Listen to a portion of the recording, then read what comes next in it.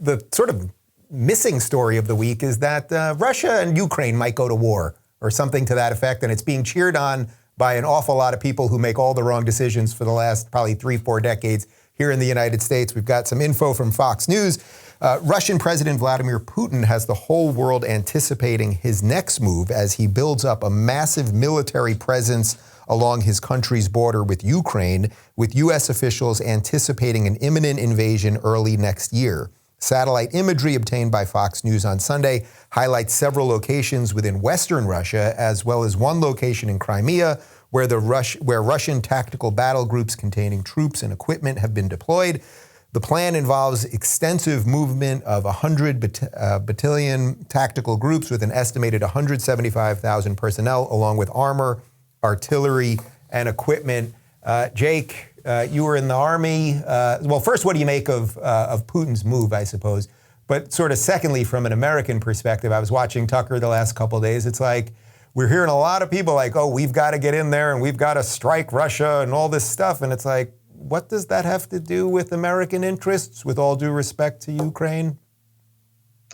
Yeah, for those 2 points, first of all, I think this Russian aggression is directly due to the weakness of Joe Biden and his administration.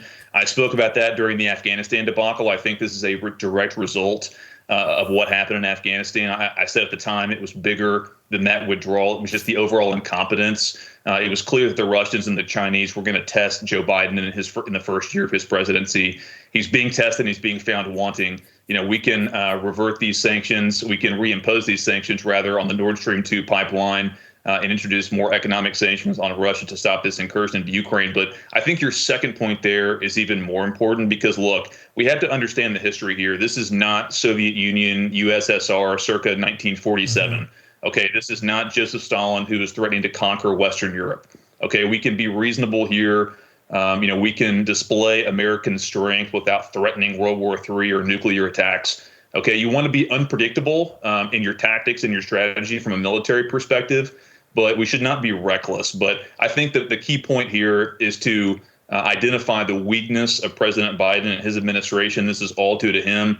We saw American strength being projected both domestically and internationally under President Trump. I know because I served in the Army. As an infantry officer, I deployed to Iraq under President Trump. We were feared, we were respected, and now we are absolutely disrespected and dishonored. Yeah, the point on Biden's weakness and after Afghanistan is a good one because it's like Putin knows he's got a lot of leeway right now. Elijah, are you amazed that, well, I know your answer, unfortunately, that they're going to trot out the same people who got us into Iraq, the same speechwriters, the same cast of characters who screwed everything up with no remorse. They're going to trot them all out again, and they're going to say why we have to get into some kind of war.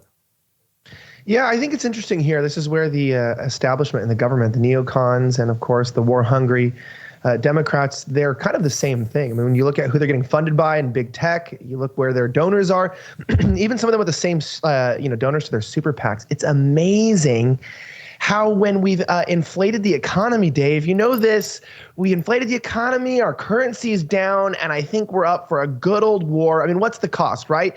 Just the men and women of our country, young boys, young girls dying, getting blown up, billions, trillions possibly of dollars of damage to the world economy, to property. But hey, it serves the interest of a few people who are powerful. It doesn't do anything for our country, but if they want it, Dave, and we're only a republic, right? We're only voting people in to represent us. So, I mean, maybe one day they'll actually represent us and do something for us. But I mean, as a vet is on here and realizing that these are real men, this is real women on both sides of the aisle, whether they're enemies or not. We don't need another war.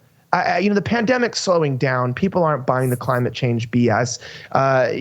We're still here stuck in a hole, trying to get ourselves out in the supply chain. And if this is really what these global players are trying to do, God help us, because this is, if Biden gets us into another war, there's a lot of adult words that I won't say on a live stream that I would like to say to these people. And I pray to God that he spares us from another atrocity like this. Afghanistan, Iraq were too much. We're finally out into an extent to the severity. And if this Ukraine-Russia thing blows over, this is simply due to incompetence, if not nefarious actions for the people that are controlling Joe Biden. Elijah, you ask too much that our elected officials represent us. I'm going to have to make note of that. I'm going to send a strongly worded letter to somebody over in D.C. Matt, as the non-American sitting here, what role do you think the United States is supposed to play in these world affairs? I do think sometimes, I don't know about often anymore, but I think sometimes our intentions are good, and then there's always mission creep. Sometimes the intentions are not good. Sometimes you've got, speech writers like David Frum, telling Bush to get us into Iraq, so that's what we do. What do you think the role of the U.S. should be broadly? Yeah, well, we in Europe have benefited from American protection for 60 or 70 years, and it's fantastic what's been done to help keep the peace, particularly when the Soviet Union was a threat. But I think Jake's right. It's not about military now. There is a dangerous world as a result of American weakness. And it's not just Ukraine threatened by Putin, but it's Taiwan threatened by Xi Jinping. It's what happened in Hong Kong and the fact that we didn't respond. I think we have to find other ways of responding to this and making it clear to regimes like Beijing and Moscow that their behavior is unacceptable without going to war with them, which would, as you have all said, not be a productive way of reacting. I think that's the final word on this Friday show. We've all agreed to not go to war. I think that's kind of, let's not go to war. How about that? How about we defend our own borders rather than Ukraine, Dave? How about that? I will take that as well.